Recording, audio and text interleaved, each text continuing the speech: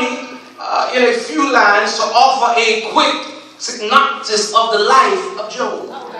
Overnight, somebody say overnight. Overnight. Without warning, Job's world came tumbling down to such a devastated state that he tore his clothes up.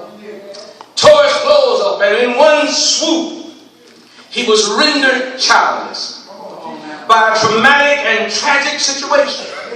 And then after being stricken by a terrible sickness, Job was tormented by his wife, who suggested that he needed to curse God and die. And then he was sneered at by his friend, Zophar, Bildad, and Eliphaz.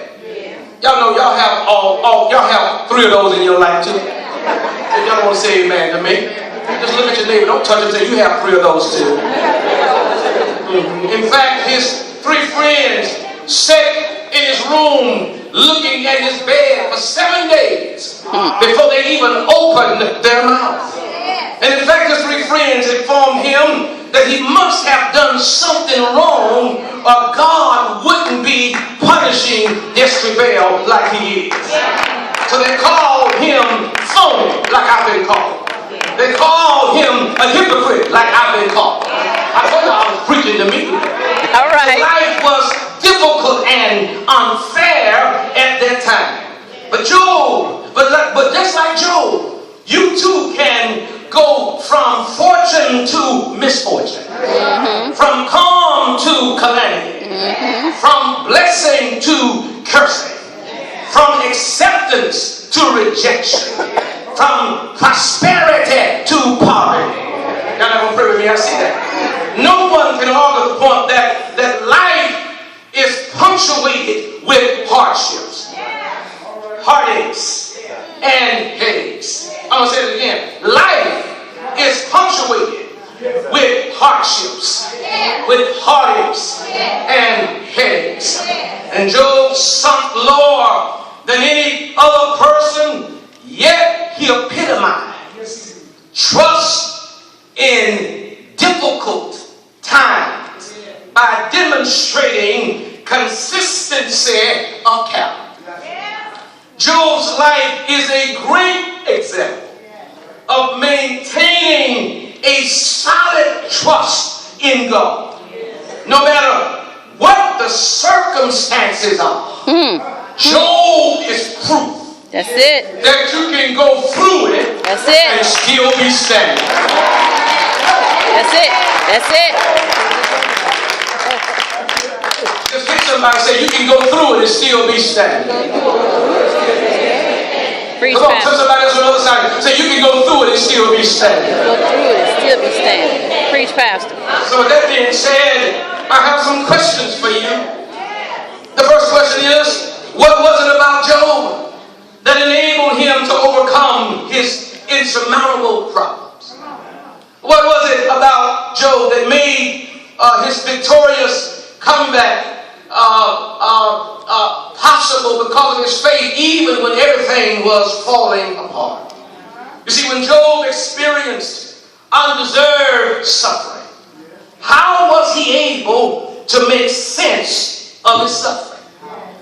God does not always give us the detail that relate to why we suffer. I don't have nobody here to help me.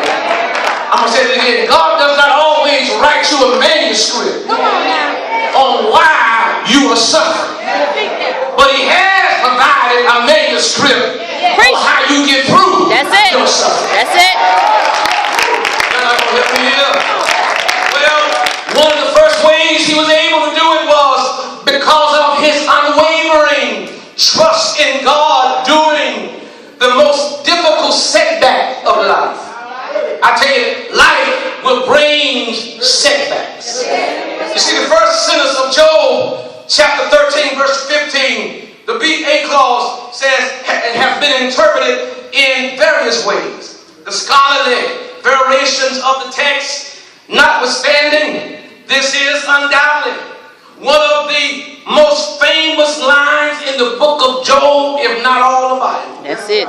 Readers of the King James Version from the year 1611 have heard in their minds Job make this heroic declaration of faith.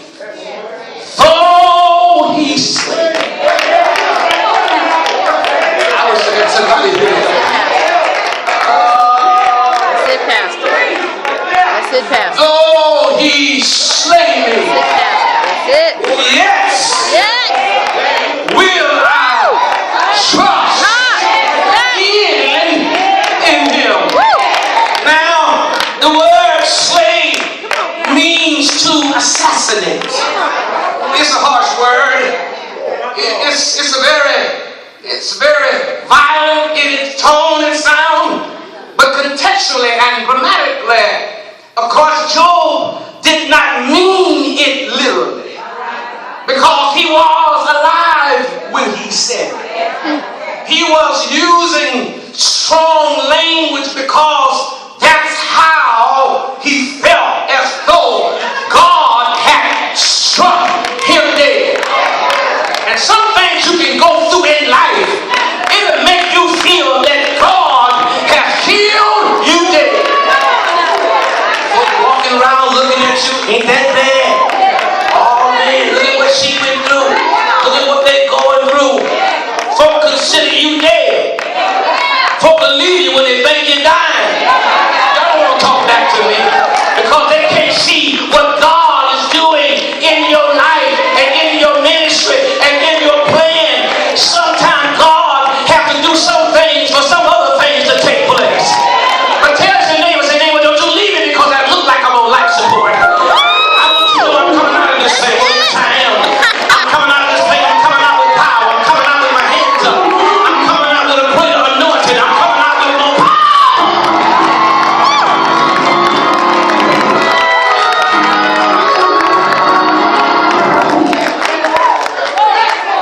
My Lord. So we want to see Job sitting down. I'm preaching to me today. Y'all just in the room.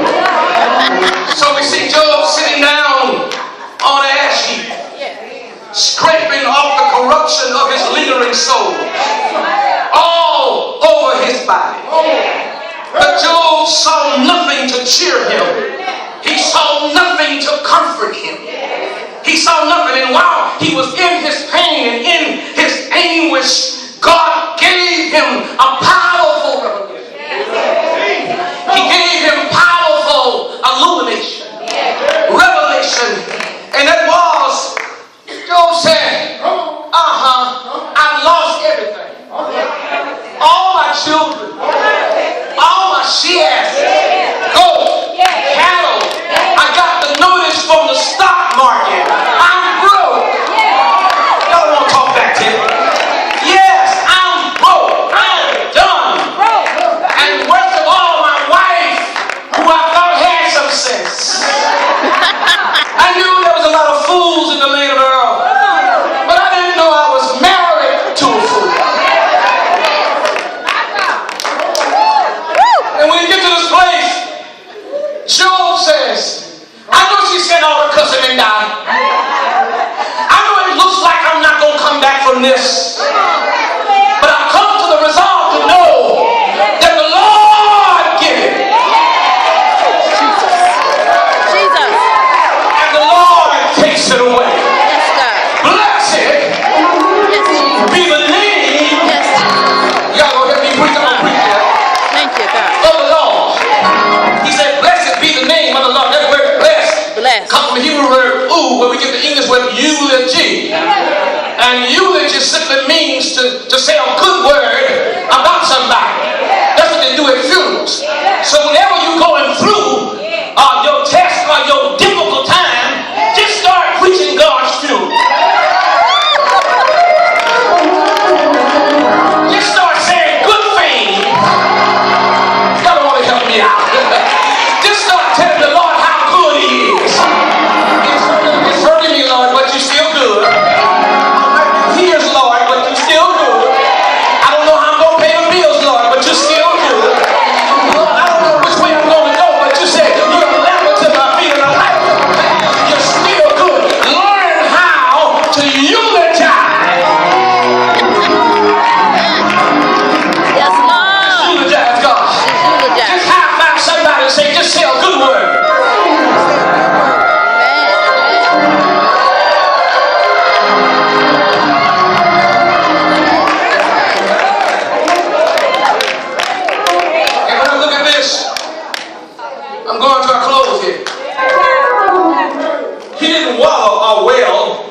Instead, he worshiped.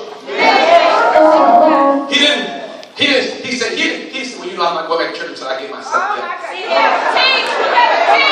And I don't understand these folk today. Church is for sick folk. Y'all, if I'm wrong, y'all talking wrong in holiness. In holiness. Y'all told me that the church was the saints' hospital. And whatever was ailing you, all you had to do, you could find healing and deliverance and joy and peace and restoration and forgiveness all in God's house.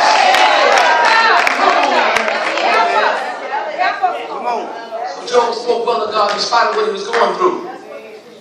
You see, when you stumble and stagger from bad news to worse news, worship. Woo! I felt that.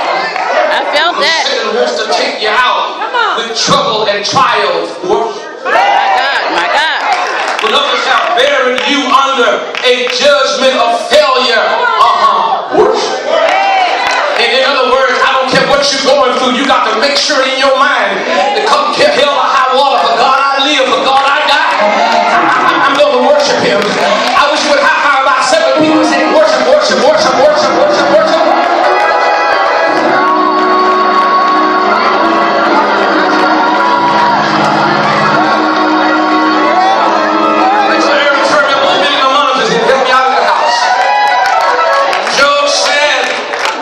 Trust that no matter how hard ships of life treated him, no matter how painful the disappointments were, no matter how rough the road he had to travel, no matter how poverty-stricken he became, even if God decided to slay him, he said, I'm going to trust you.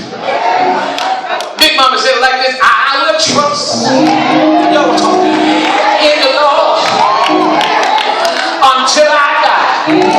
And you know, she understood that trusting and living right and treating for the right went hand in hand, because she realized that you have to treat others the way you want to be treated.